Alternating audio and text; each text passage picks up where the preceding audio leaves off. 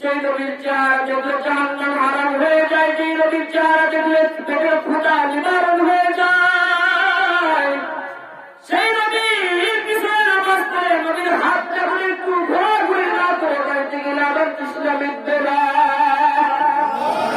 ছোট্ট ছোট্ট মাসুম বাচ্চাগুলো দাঁড়ায় আছে। আল্লাহ নবী মসজিদ থেকে বের হয়েছেন, দুইটা হাত ধরে পেটে দিয়েছেন, সবাই চিল্লির ভিতরে এসেছেন যে বাবা। আল্লাহর নবী যখন বের হয়ে আসছে, আল্লাহ নবী সাল্লাল্লাহু আলাইহি ওয়াসাল্লামের হাত মোবারকে যতগুলো বাচ্চারা ধরতে পারছে সবাই ধরছে। ওই বাচ্চাগুলা ছোট্ট ছোট্ট মাসুম বাচ্চাগুলা তারা বোঝে না, দান বোঝে না, বান বোঝে না, ভালো বোঝে না, খারাপ বোঝে না, নবীকে নবীর শান মান কেমন এটাও বোঝে না। কিন্তু তারা নবীকে ধরে যে দিকে নিয়ে গিয়েছে, নবী আলাইহিস সালাতু ওয়াস সালাম সেই দিকে গিয়েছে। নবীকে নিয়ে পুরো এলাকা ঘুরছে, ঘুরে ঘুরে যখন বাচ্চাগুলো যখন নিজে ইচ্ছা করে হাত দিয়ে বলছে নবী গো, এখন আমি মার কাছে যাবো, বাবার কাছে যাবো, বাড়িতে যাবো গো নবী। আল্লাহ নবী তখন বাচ্চাগুলোকে বিদায় দিয়েছেন। আল্লাহ নবী একটা বাচ্চাকে কোন সময় ধমক দেয় নাই, আমাকে তারা হেসরা কেন করতেছ?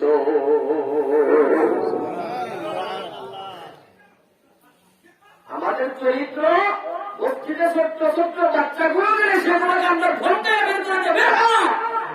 আমাদের সময় দুষ্টামি করলে আমরা ঘন্টায় বের করে দেয়। দুষ্টামি করেছে কি বেটা? দুষ্টামি তো ওই করবো, ছোট্ট মাসুম বাচ্চা, তুমি তোমারটা করো। আজকে ছোট্ট ছোট্ট মাসুম বাচ্চাগুলোকে ঘন্টায় মসজিদ থেকে বের করে দেওয়া মানে আগামীতে আমি আপনি চলে যাওয়ার পরে মসজিদে নামাজ থাকবে। আর ছোট্ট মাসুম বাচ্চাগুলোকে নিয়ে মসজিদে ছেড়ে যান, ও যাতায়াত করতে অভ্যাস হয়ে যাবে। ওই মসজিদে আগামীতে মুসলিমের অভাব হবে না। কথা বলে ঠিক হবে।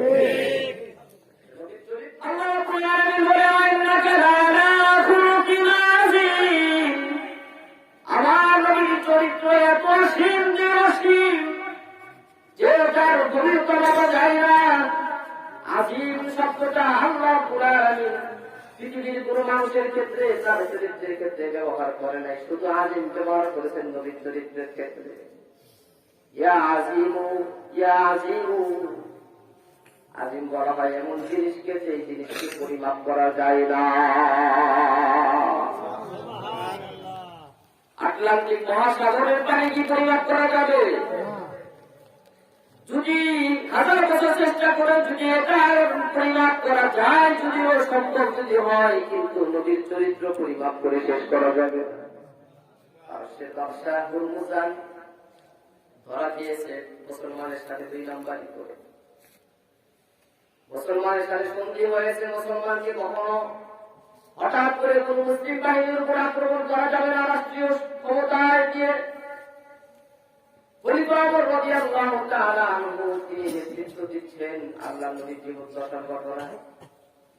কিন্তু এই সন্ধি লেখার পরে দেখা গিয়েছে পারস্যের বাদশাহ আবার হঠাৎ করে মুসলমানের উপরে আক্রমণ করে শত শত আল্লাহ নবীর সাহাবীদেরকে দুনিয়ার থেকে বিদায় করে দিয়েছে। আল্লাহ নবী ডাকলেন পারস্যের বাদশাকে, তুমি আসো। আসলেন, আসার পরে বললেন তোমার সাথে সন্ধি হয়েছিল, মুসলমানের উপরে আতঙ্কিত ভাবে হামলা করা যাবে না। তুমি কেন হামলা করে আমি আমার সাহাবীদেরকে দুনিয়ার থেকে বিদায় করলাম? তোমাকে হত্যা করা হবে। যদি বললো কি করবে, যা হয়েছে আমাকে মাফ করে দিবেন, সামনে আর কোনদিন হবে না। আল্লাহ নবী মাফ চেয়েছেন, মাফ করে দিয়েছেন, এতগুলো সাহাবী মারার পরেও। ও বন্ধুরা, একটু শিক্ষা নিতে হবে এখান থেকে। নবী শিক্ষা চাই গোটা জগতের মানুষ কেউ যদি ভুল করে, ভুলের পরে যে ক্ষমা চাই কাজটা পারে না। সবথেকে মুমিন হিসেবে বড় একটা গুণ হলো আপনি যাকে দেখতে পারেন না, যার সাথে আপনি বিদ্যের সাথে তাকে মাফ করে দেওয়া।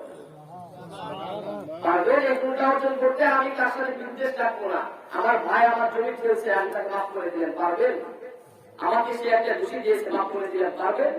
একটা গুণ যদি আজকে ঘটায়, শুধু মাফ করে দেওয়া, মানুষ করে মানুষকে মাফ করে দেওয়া, একটা গুণ যদি গোটা জাতির কাছে থাকতো, গোটা পৃথিবীতে, আজকে পৃথিবীটা পৃথিবী থাকতো না, জান্নাতের মিলে গড়ে আজকে আমি মাফ করে দেই, মাফ করেন না, আপনি মাফ করে দেন, আমি মাফ করি না, আমারও তো সময় আসবো, এই দিন নয়, আরো দিন আছে, যেই দিন টেনে নেবো সেই দিনের কাছে। মানে আজকে তুই যদি একটা গুলি করে কাছে, আগামীতে 5টা করো, কথা বলে ঠিক আছে। আকারে চরিত্র কোথায় গিয়েছে নবীর চরিত্র? মুসলমান আমরা নবীর আসে পেয়ে দাবি করি নবীর উম্মত, আমাদের চরিত্র কোথায়? আমার বাবাকে আমার আল্লাহ নবীর সাহাবীরা যখন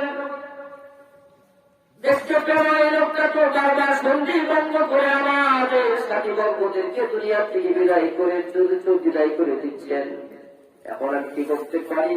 পারস্যের বাচ্চাকে ধরে আল্লাহ নবীর দরবারে নিয়ে আসলেন, বললেন ইয়া রাসূলুল্লাহ, ইয়া হাবিবাল্লাহ,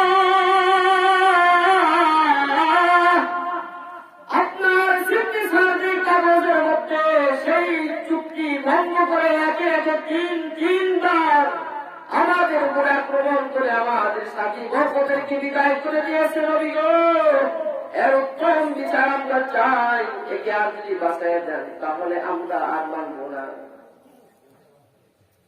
পারস্যের বাদশা বুঝতে পারছেন, এটি বলবে যাই কিছু হয়েছে মাপ পেয়েছি, এবার আর মাপ পাবো না, কারণ ভুল মানুষে একবার করে, দুইবার করে, তিনবার ভুল করলে তাকে ক্ষমা করে দেওয়া হয় না। আল্লাহ নবী বললেন, পারস্য বাদশা তুমি একে তিনবার তুমি সন্ধি ভঙ্গ করে আমাদের উপর আক্রমণ করে তুমি কেন আমার সাহাবীদেরকে দুনিয়ার থেকে বিদায় করলাম? তোমাকে আমরা এখন বন্দী করেছি, আমরা যা ইচ্ছা তাই করতে পারবো, কারণ ইসলামী হুকুমতে আছে মুসলমানের সাথে কেউ যদি এমনটি করে তাকে দুনিয়ার থেকে বিদায় করে দেওয়া এটা জায়েজ আছে। পারস্যের বাদশা বলছে আপনার যা ইচ্ছা তাই করতে পারেন, কারণ আমি আপনার কাছে এখন বন্দী হয়ে গিয়েছি। আল্লাহ নবী বললেন সাহাবীরা হত্যা করা হবে, সময় নির্ধারণ করা হলো, সব কিছু হয়ে গেল। আল্লাহ নবী সাহাবী যারা উপস্থিত ছিলেন সকলেই খুশি হয়ে গিয়েছেন, আল্লাহ নবী এবার সঠিক বিচার করে দিয়েছে, ওকে হত্যা করে ফেলবো। পারস্যের বাদশা বলতেছে ইয়া মুহাম্মদ, আপনার কাছে একটা জানার বিষয় আমার আছে, কোন মানুষ যদি দুনিয়ার শেষ সময় এসে যদি পৌঁছায় ভুল করে যদি সে যদি মৃত্যুবরণ করে, তাকে যদি ফাঁসি দেওয়া হয়, মৃত্যুদণ্ড যদি তাকে দেওয়া হয়, অবশ্যই একজন মানুষ হিসেবে মৃত্যুর পূর্ব মুহূর্তে তার একটা মনের চাহিদা থাকতে পারে, জীবনের শেষ ইচ্ছা। এই ইচ্ছাটা যদি আমি আপনার কাছে ব্যক্ত করি, আপনি কি আমার শেষ ইচ্ছাটা আপনি পূরণ করবে? আল্লাহ নবী বললেন যে বাদশা, অবশ্যই আমি পূর্ণ করবো, এতে কোনো সন্দেহ নাই, তুমি তোমার মনের চাহিদা বলতে পারো।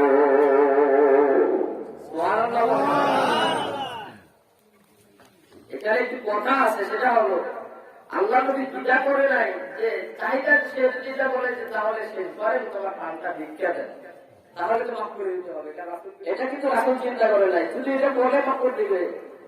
চরিত্র কার? আল্লাহ রাসূল সাল্লাল্লাহু আলাইহি ওয়াসাল্লাম। আবার অন্য কিছু তো চাইতে পারে, কোন কৌশল করে বেঁচে যাওয়ার চিন্তা ভাবনা করতে পারে, এটাও চিন্তা করে। একজন মানুষ হিসেবে সে অনেক দিন হলেও সে এখন অপরাধী, দিন অপরাধ করেছে, একজন নয়, দুইজন নয়, শত শত সাহাবীদেরকে মেরে দুনিয়া থেকে বিদায় করে দিয়েছে, তাহলে কি হবে? মানুষ তো সে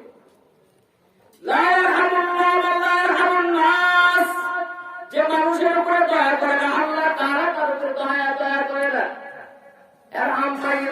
তুমি যদি কারো উপরে দয়া করো, আল্লাহ বলে তোমার উপরে দয়া করা হবে। আল্লাহ নবী সাহাবী সকলে উপস্থিত আছেন, আল্লাহ নবী বলতেছেন যে পারস্যের বাদশা কি তোমার চাহিদা, জীবনের শেষ ইচ্ছাটা বলো। আল্লাহ নবীর কাছে বললেন ইয়া মুহাম্মদ, আপনার কাছে আমার শেষ জীবনের ইচ্ছা হলো আমাকে এক গ্লাস পানি মৃত্যুর পূর্বে মুহূর্তে আপনি দিবেন।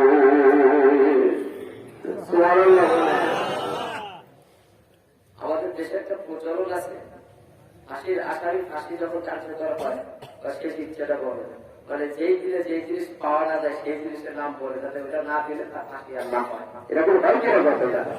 হ্যাঁ, শীতের দিকে চাকরি ফাঁকা দিন পাওয়া যাবে, আবার শীতের দিনের উপর কাটা লাগে সম্ভব না, মানে 2 মাস ফাঁসি পিছিয়ে গেল, এরকম কৌশল করে। এটা শুনি আর বাদশাহ ওইরকম পারত, কিন্তু উনি বলছেন কি যে 1 গ্লাস পানি দাও। আল্লাহ নবী বললেন সাহাবীরা 1 গ্লাস পানি এনে দাও। কিন্তু যে লোকটা আসামি এখন তার ফাঁসি হবে, এই লোকটা কি সাধারণ মানুষ নাকি একজন রাষ্ট্রপতি? একজন রাষ্ট্রপতি, তাহার একটা মর্যাদা আছে কি জানে? সাধারণ একজন চোর তাহার মর্যাদা, একজন ব্যবসা, একজন রাষ্ট্রপতি তাহার মর্যাদা সবার হতে পারে না। যদিও গোটা বিশ্বের এত পরিস্থিতি, আগে জেলখানায় চোর থাকার কথা ছিল, এখন তাকে কোনো মুসলমানে না। বিশ্বের পরিস্থিতি এমন হয়ে গেছে, মানে মুসলমান সব খুশি, আর যত দোষ দ্বন্দ্ব দোষ সব এরা ভালো মানুষ সাধু। কথা বলে ঠিক না?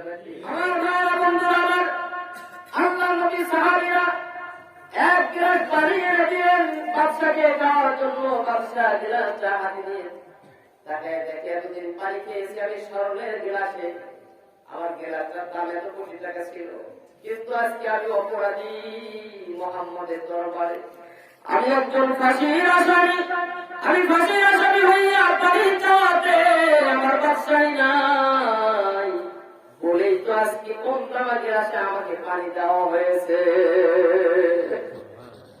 আল্লাহ নবী কথাটা শুনে মনে ভারী কষ্ট পেয়ে গেলেন। সাহাবীদেরকে বললেন, সাহাবীরা, কোন মানুষকে যদি তুমি হত্যা করো, কোন মানুষকে যদি মারো, কোন প্রাণীকে যদি তুমি মারো, 2টা কষ্ট এর সাথে তোমরা করবা না। একজন মানুষ যখন মৃত্যু বরণ করবে, ওই মানুষটা মৃত্যুর সময় মৃত্যু বরণ করবে, জানা আছে 12টা 1 মিনিটে আমার মৃত্যু হচ্ছে, আমাকে ফাঁসি দেওয়া হচ্ছে। ওই সময় ওই মানুষটার যেই যন্ত্রণা যে মনের ভিতরে হচ্ছে, এই যে যন্ত্রণা পৃথিবীতে আর কোনো কিছু হতে পারে না। কথা বলেন ঠিক না?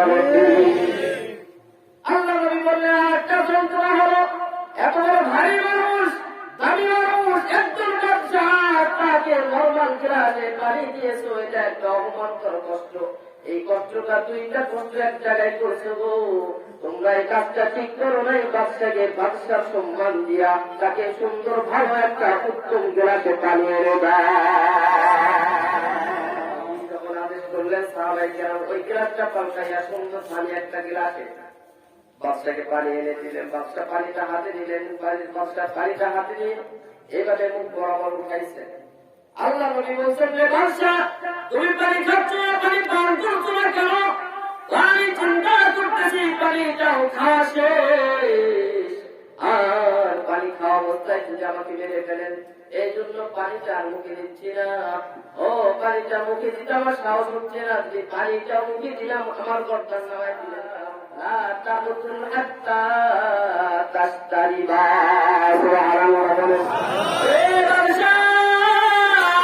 তুমি পানি পান না করা পর্যন্ত তোমাকে হত্যা করা হবে না। বাদশাহ যখন আল্লাহ নবীর জবান থেকে যখন এই ঘোষণা শুনছে, বাদশাহ হাত থেকে গেলাসটা দিয়ে মাটিতে ছুঁড়ে ফেলে দিয়েছে, পানি পড়ে গিয়েছে, গেলাস ভেঙে গিয়েছে। আল্লাহ নবী জিজ্ঞাসা করলেন, বাদশাহ, পানির তৃষ্ণায় তুমি কাতরাচ্ছ, তোমাকে পানি দেওয়া হলো, তুমি পানি পান না করে তুমি কেন এরকম ভাবে তুমি পানিটা ফালাইয়া দিলা, গেলাসটা ভেঙে ফেললার কারণটা কি জানতে চাই, জানতে চাই। বাদশাহ পানি ফেলে দিলেন। বাদশাহ পানি ফেলে দেওয়ার পর যখন নবী জিজ্ঞাসা করলেন, বাদশাহ কেন পানিটা ফালাইয়া দিলা, এরকম কাহিনী করার উদ্দেশ্যটা তোমার কি বলছেন নবী? আপনার জবান দিয়ে যখন বলছেন, লা তাকুতুল হাত্তা তাশতারিবা, তোমাকে এই পানি পান না করা পর্যন্ত হত্যা করা হবে না। আমি চিন্তা করে দেখলাম, এই পানি আমার কাছে থাকলে পানিটা খেতেই হবে, আমি পানিটা ফেলে দিলাম। পানি খাওয়ার পর, পানিটা ফেলে দেওয়ার পর পানি তো আর এটা উঠানো যাবে না, গেলাসও শেষ, পানিও শেষ, আমার জীবনটাও বেঁচে গেল।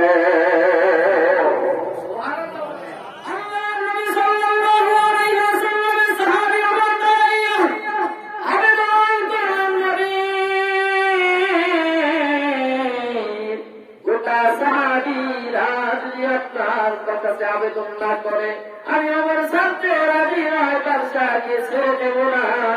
এই বাদশাহ একে একে আপনার 3.5 মুনাফিকি করেছে, মিথ্যা কথা বলেছে। নবী গো, ও নবী, তাকে হত্যার পরিবর্তে অন্য কিছু করে দেয়।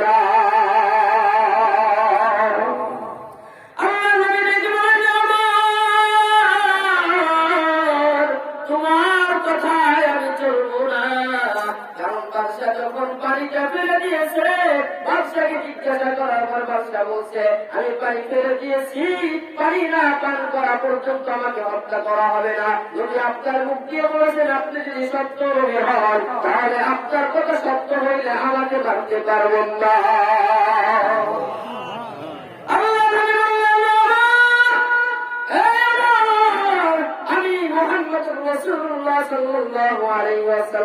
পৃথিবীর মধ্যে সবচেয়ে এক নম্বর সত্যবাদী আমাকে আল্লাহ তাআলা বানায় দিয়েছেন। আমাকে মক্কার মানুষেরা নিজেরাই ডাকতো আল আমিন আস-সাদিক। আমি নবীর নামে কলঙ্কি, আমি কলঙ্কি আমি আনতে পারবো না। আমার নামের মধ্যে আমি কলঙ্কের দাগ আমি দিতে পারবো না। নবী আমি তোমার, আমি নবী হইয়া মিথ্যার আশ্রয় দিতে পারবো না। আমি কোন কৌশল করতে পারবো না। আমি মুখ দিয়ে বলেছি বাদশা কৌশল করবার চাই, কিছু পানি ফেলে দিয়েছে, বাদশার পানি পান করা হবে না, বাদশাকে আমি মারার অর্ডার দিতে পারবো না।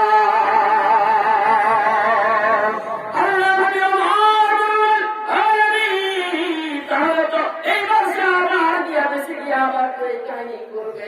আল্লাহ নবী বলে এবার যদি কাহিনী করে এরকম শতবার করলে আমি তাকে মারতে পারবো না। বাদশাকে বললো, বাদশা আপনি মুক্ত, আমার কাছে আপনি আর জিতবে না। সুবহানাল্লাহ। যদি আমার একজন ভাই গেছে একটা গোটা মারতো আমি কি ছেড়ে দিতাম? শত শত সাহাবী মারার পর নবী ছেড়ে দিলেন, আমাকে একটা ধোঁকা দিলে আমি ছেড়ে দেই না। আল্লাহ নবী শিখায় দিলেন তুমি মাফ করে দাও, ক্ষমা করে দাও। কি লাভ হবে সামনে দেখেন, ক্ষমা করে দেওয়ার কি লাভটা হলো। 2 নম্বর কথা হলো এখানে মিথ্যার আশ্রয় নিলে ওই লোকটা ইসলাম পাইতো না। 3 নম্বর কথা হলো সত্য ধ্বংস নাই, সত্য সবসময় বিজয়ী হয়। আল্লাহ নবী বাদশাকে ছেড়ে দেওয়ার পর বাদশা বললেন তাহলে কেন যেতে পারি? তাই আপনি যেতে পারেন। বাদশাহ করলেন যাওয়ার জন্য, কিন্তু বাদশাহ গেলেন না। বাদশাহ একটু সামনের দিকে অগ্রসর হইয়া মুখটা ফিরাইয়া আল্লাহ নবীর কাছে এসেছেন, তার চরণে হাত দিয়েছেন, বলছেন নবী আপনার কাছে আমি এসেছি, আপনার হাতটা বাড়ায় দেন। আমার হাতটা বাড়ায় দিলাম, করে দেন লা ইলাহা ইল্লাল্লাহু মুহাম্মাদুর রাসূলুল্লাহ সাল্লাল্লাহু আলাইহি ওয়াসাল্লাম। বাদশাকে জিজ্ঞাসা করা হলো, আপনি যদি আগেই কালেমা পড়তেন আপনার পানি নিয়ে এতগুলো কাহিনী করা হতো না, এতগুলো দরকার ছিল না। ও বাদশা কেন আপনি এমন কাহিনীটা করলেন? বাদশা বললেন এটা অবশ্যই আমার হিম্মত আছে, কারণ আমি হিম্মত ছাড়া কাজ করি নাই, আমার ভক্তি ছাড়া আমি কাজ করি নাই। আমি ইসলামকে অল্প মর্যাদা দিয়ে ইসলামকে আমি গ্রহণ করতে চাই নাই।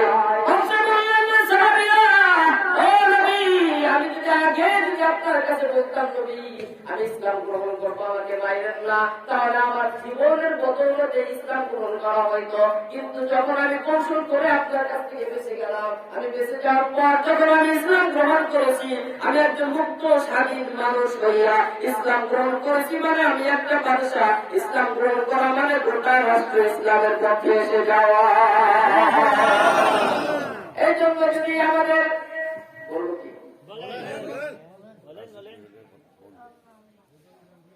এই জন্য যদি আমাকে যিনি নেতৃত্ব দিবেন তিনি যদি দিনদার হয়, জনগণ দিনদার হয়ে যাবে। আমার আল্লাহ নবী শিখিয়ে দিলেন, আল্লাহ তাআলা যে চরিত্রের কথা বললেন আল্লাহ কুরআনে যেটা বললেন ওয়া ইন্নাকা লাআলা খুলুকিন আযীম, আমার নবীর চরিত্র গোটা মানব জাতির এত উত্তম চরিত্র যে আমি পাইছি পৃথিবীতে কাউকে পাঠাই নাই। আল্লাহ নবী একজন মানুষ এত বড় হত্যাকারী, এতটা জঘন্য মানুষকে আল্লাহ নবী সাল্লাল্লাহু আলাইহি ওয়াসাল্লামের মুখের একটা কথাকে সত্য প্রমাণ করার জন্য আল্লাহ নবী সাল্লাল্লাহু আলাইহি ওয়াসাল্লাম হাতে ছেড়ে দিলেন। আর এই ছেড়ে দেওয়াটাই হলো ইসলামের জন্য বিজয় হয়ে গিয়েছে। এখানে যদি হত্যা করা হতো তাহলে আল্লাহ নবীর কথা মিথ্যা হয়ে যাইত, আরো 10 জন শুনতো, তার মধ্যে নবী মুহাম্মদ মিথ্যা বলে। কিন্তু আল্লাহ নবী মিথ্যার আশ্রয় না নেওয়ার কারণে, ওনাকে বেঁচে দেওয়ার কারণে চিন্তা করেছিল যে যেই নবী এতটা সুযোগ থাকার পরেও মিথ্যার আশ্রয় দিল না, সত্যের আশ্রয় থাকলো, ওই নবীর চরিত্রের সাথে কাউকে তাও চাওয়া যাবে না। ওই নেতার পিছে থাকলে আমার জাহান্নামে যেতে হবে না, জান্নাতে যেতে পারবো। بالله من الشيطان الرجيم بسم الله الرحمن الرحيم আসলে আল্লাহ তাআলার কাছে বিতাড়িত মওজুদ শয়তান আসলের মাঝে আল্লাহ রাব্বুল আলামিন যখন বিচার করবেন ডাক দিবে মাওলানা রবুল ইসলাম হাসানী এদিকে আসো জি তুমি বলছিলে একটা করছিলে আরেকটা তুমি যে এই অপকর্মগুলো বলছিলে কারণে করছিলা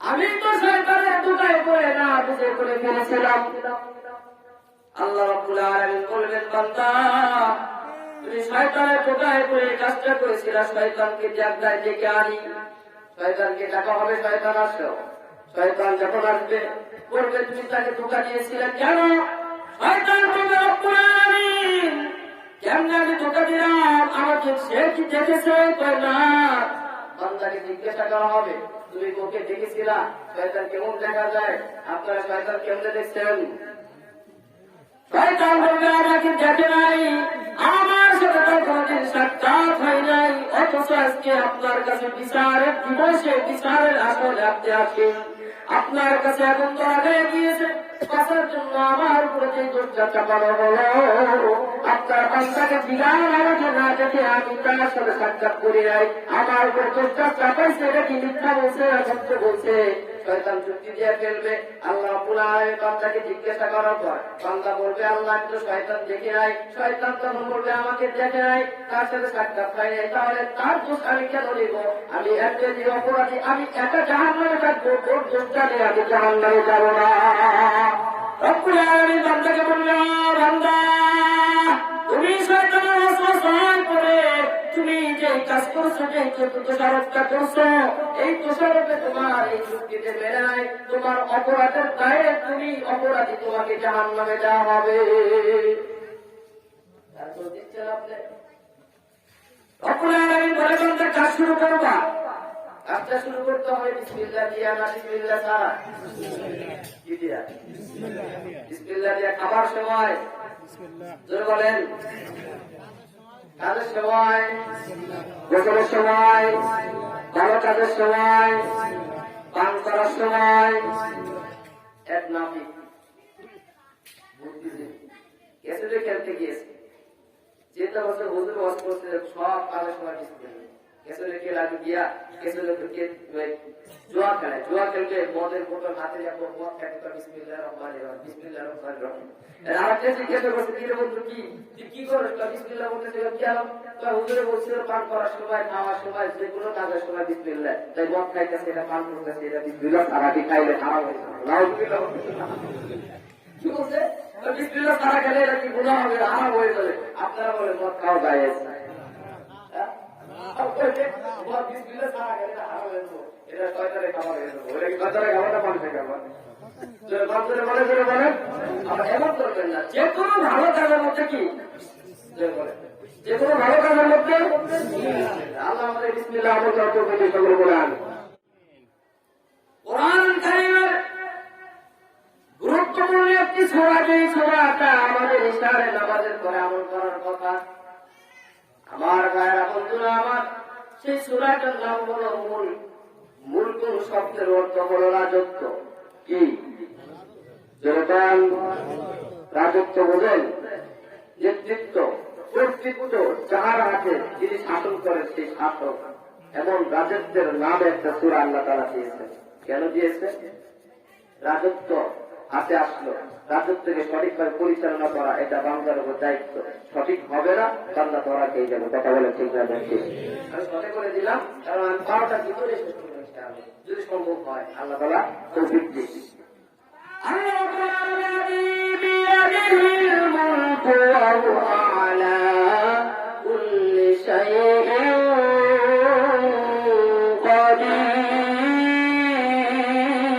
قدير رب العالمين বরকত মাইসে মহিমায় সত্তা যাহার হাতেই সমস্ত ক্ষমতা সুবহানাল্লাহ বরকত মাইসে আল্লাহ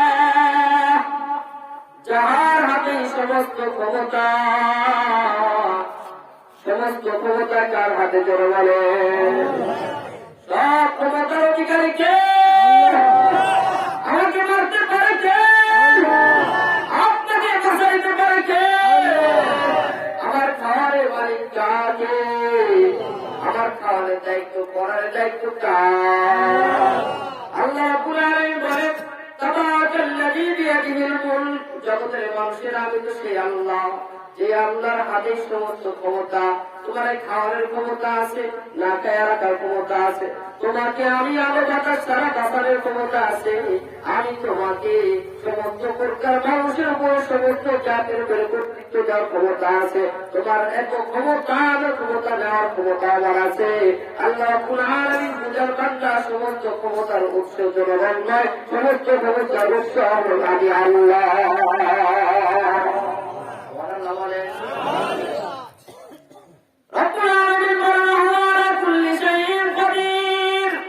আমার এই ক্ষমতাটা গোটা বিশ্ব জগতের সব কিছুর উপরে প্রতিষ্ঠিত। আমার ক্ষমতার উপরে কারো কর্তৃত্ব টিকে না, আমার ক্ষমতার উপরে কারো ক্ষমতা টিকে না। কারণ এই পুরটা আমি আল্লাহ তাআলার উপরে যারা মাতুক্কারি দেখাইয়া যারা ক্ষমতা দেখাইতে গিয়েছে, কেউ বা পানিতে ডুব দিয়ে বলছে, কেউ বা পানিকে ফুটকা মাছ হয়ে বলছে, কেউ বা জুতা পিঠা দিয়ে বলছে। গোটা জগৎ থেকে ইতিহাস এমন হয়েছে, আমার ক্ষমতার উপরে ক্ষমতা দেখাইতে গিয়া একটাও টিকতে পারে না। গোটা জগতের মধ্যে তাদের ইতিহাস হয়ে গিয়েছে।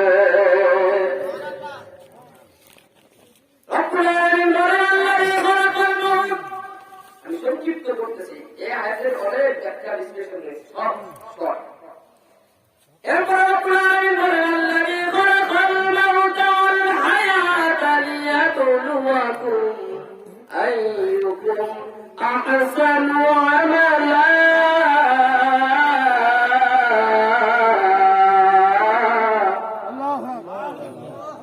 আল্লাহু বলেন যে আল্লাহ তাআলা হাতে ক্ষমতা, সেই আল্লাহ তাআলা সৃষ্টি করেছেন আল মাউত মৃত্যুকে, অল হায়াত এরপরে সৃষ্টি করেছেন হায়াতকে, জীবনকে।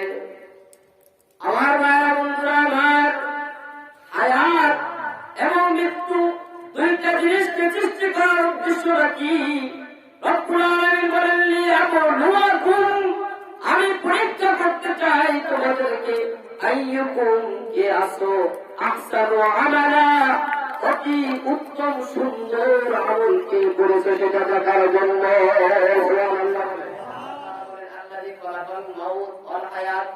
আল্লাহ তাআলা বলেন, আমি এক নম্বরে সৃষ্টি করেছি মৃত্যু, দুই নম্বরে সৃষ্টি করেছি হায়াত।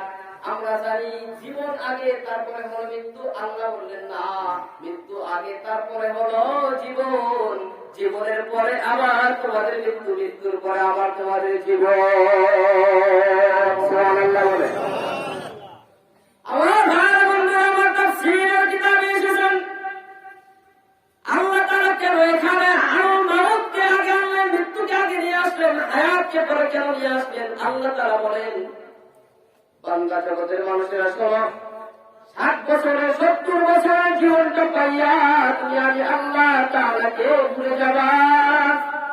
কিন্তু বান্দা জেনে রাখবা, তুমি তো কিছুই ছিল না, হারাজা আলাল ইনসানি হিনুম মিনাত তাওয়ারি লাম ইয়াকুন শাইআন মাযকুরা।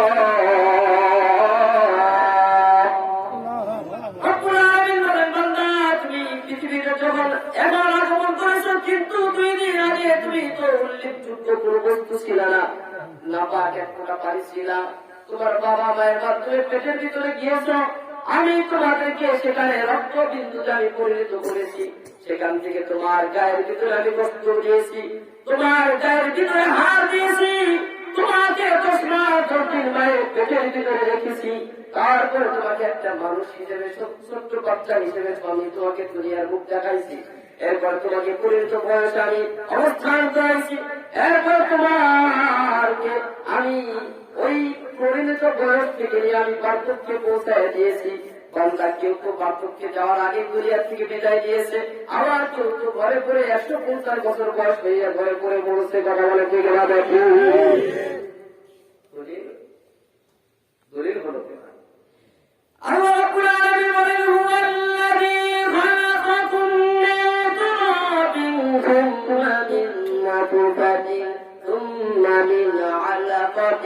ثم يخرجكم طفلا ثم لتبلغوا أشدكم ثم لتكونوا شيوخا আল্লাহ রাব্বুল আলামিন বলেন জগতের মানুষরা ওয়াল্লাযী খলাকাকুম মিন তুরাব ও বান্দা আমি তোমাকে মাটি থেকে সৃষ্টি করেছি মাটি থেকে সৃষ্টি করার উদ্দেশ্য হলো আমি আপনার মাটি থেকে উৎপন্ন ফল ফলাদি ফসলাদি ধান গম আটা এগুলা খাই খাওয়ার পরে রক্ত হয় আমার যে রক্ত সৃষ্টি না হলে আমি আপনি কিন্তু বড় হইতাম না আমি আপনি বিয়ে করলে আমার বিয়ে করার শক্তি হতো না আমার খাওয়া অভাব হতো না আল্লাহ তাআলা আমাদের ভিতরে এই মাটি থেকে ফল উৎপন্ন করে খাওয়াইয়া রক্ত সৃষ্টি করে দিয়ে আমার ভিতরে একটা খানিজ জায়গায় দিয়েছে এরপরে নামাজ এক ফুটা পানি আমার স্ত্রী গর্ভে দিয়েছেন রব্বুল আলামিন বলেন ওয়াল্লাযী খলাকাকুম মিন তুরাব সুম্মা মিন নুতফা এরপরে আমি তোমার একটা নুতফা এক ফুটা আলাদা বিন্দু পানি তোমার স্ত্রী গর্ভের ভিতরে দিয়ে দিলাম সুম্মা মিন আলাকাতিন সেখান থেকে আমি 40 দিন রাখলাম 40 দিন রাখার পরে তোমার মায়ের গর্ভের ভিতরে একটা গোস্তের বিন্দু হয়ে গেল আমি আবার 40 দিন রাখলাম রাখার পরে বান্দা তোমাদের ভিতরে আমি একটু একটু হাড় দেওয়া শুরু করলাম আর দিয়া ওই হাড়ের উপর দিয়ে গোস্ত দিয়ে আমি ঢেকে দিলাম ও বন্ধু এরপরে তুমি তুলিয়া এসছো এসে তুলিয়া আসার পরে তুমি একটু যখন পরিণত বয়স হয়েছ তুমি তোমার টাকা হয়েছে পয়সা হয়েছে ক্ষমতা হয়েছে এরপরে আমি আল্লাহকে ভুলে গিয়ে বলছো তুমি there is no God in my পৃথিবী বয়স হয়ে গেছে ক্ষমতা হয়েছে টাকা হয়েছে এবং আল্লাহ বলতে কেউ নাই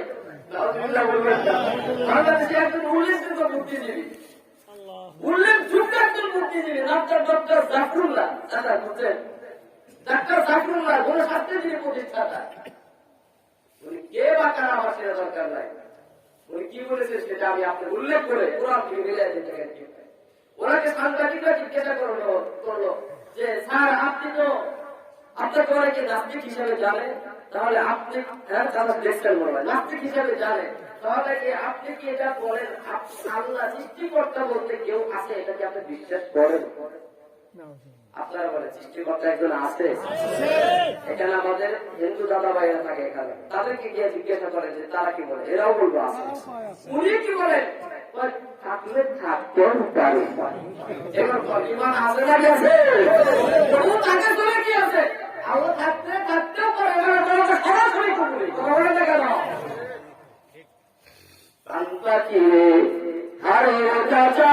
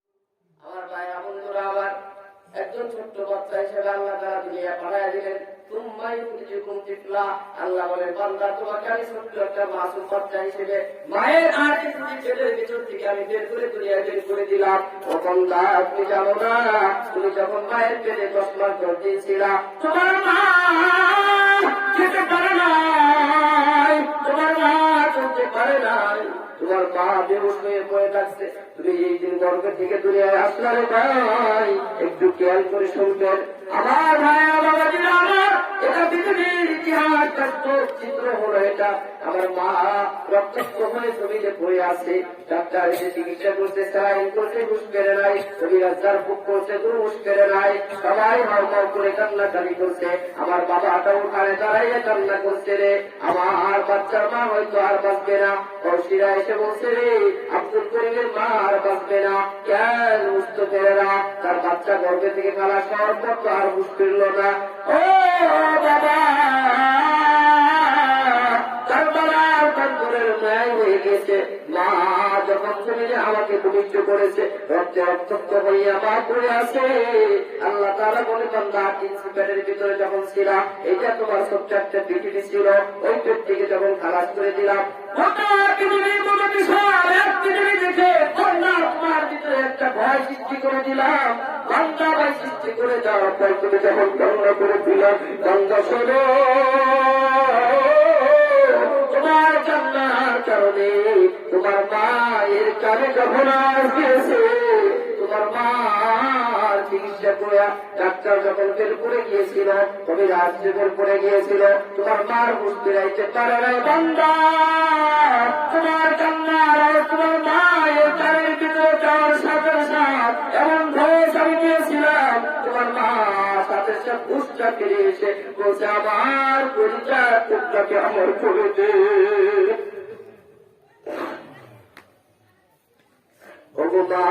তুমি এই ধরনের শ্রেষ্ঠ নিয়ামত, তোমারই পদে চলে রয়েছে জান্নাত, তোমারই পদে চলে রয়েছে জান্নাত। তুমি এই ধরনের শ্রেষ্ঠ নিয়ামত, তোমারই পদে চলে রয়েছে জান্নাত, তোমারই পদে চলে রয়েছে জান্নাত। এই পৃথিবী তত্ত্ব পাখিহীন, এই পৃথিবী তত্ত্ব মায়ামহীন, এই পৃথিবী তত্ত্ব পাখিহীন, এই পৃথিবী তত্ত্ব মায়ামহীন। যদি না পেতো মায়ের মায়া বিহার, যদি না পেতো মায়ের মায়া বিহার, ওগো মা তুমি এই ধরনের শ্রেষ্ঠ নিয়ামত, তোমার পদে তলে রয়েছে জান্নাত, তোমার পদে তলে রয়েছে জান্নাত। তুমি বড় হয়ে গিয়েছ, কেউ তার 70 বছর, কেউ তার 40 বছর বয়স হয়ে গিয়েছে। 70 বছর আলা বেঁচে আছে, 40 বছরের মানুষটা দুনিয়ার থেকে চলে গিয়েছে। এটা আমার একটা নিজাম, দুনিয়া থেকে কতদিন থাকবে এটা তুমি জানবে না। বান্দা তোমার দুনিয়াতে থাকার কোন নির্দিষ্ট সময় তোমাকে জানা হয় নাই, কারণ হলো বান্দা যেন মৃত্যুর জন্য সার্বক্ষণিক প্রস্তুত থাকে।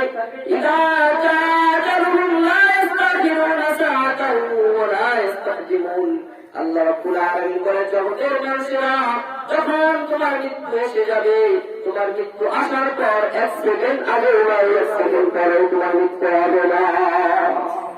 তাহলে কেমন হবে? আল্লাহ রাব্বুল আলামিন বলে,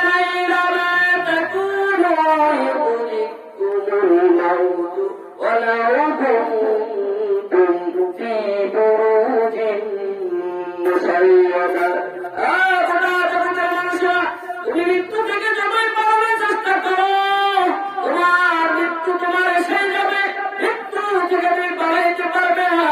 বান্দা তুমি যখন মৃত্যু থেকে পালানোর চেষ্টায় তুমি যদি শুধু সেই পুরুষের ভিতরে কি আর তুমি যদি লুকাও, বান্দা সেখান থেকে তোমাকে আমার মৃত্যু পেয়ে যাবে। কথা বলে ঠিক না? রব্বুল আলামিন বলেন, বান্দা শোনো, قل إن الموت الذي تفرون منه فإنه ملاقيكم ثم تردون إلى عالم الغيب والشهادة فينبئكم بما كنتم تعملون। আল্লাহ রব্বুল আলামিন বলেন নবী আপনি বলে দিন তাদেরকে ইন্নাল মাউতাল্লাযী তাফিররুনা মিনহু ফাইন্নাহু মুলাকিকুম, যারা মৃত্যু থেকে বাঁচার জন্য যারা পলায়ন করতেছে, যারা বলতেছে মৃত্যু আমাদেরকে পাবে না, আমি মৃত্যু বরণ করবো না, মৃত্যু আমার সাথে লড়তে পারবে না, এমন কথা যারা বলে তুমি তাদেরকে বলে দাও তোমাদের সাথে মৃত্যুর সাক্ষাৎ হয়ে যাবে।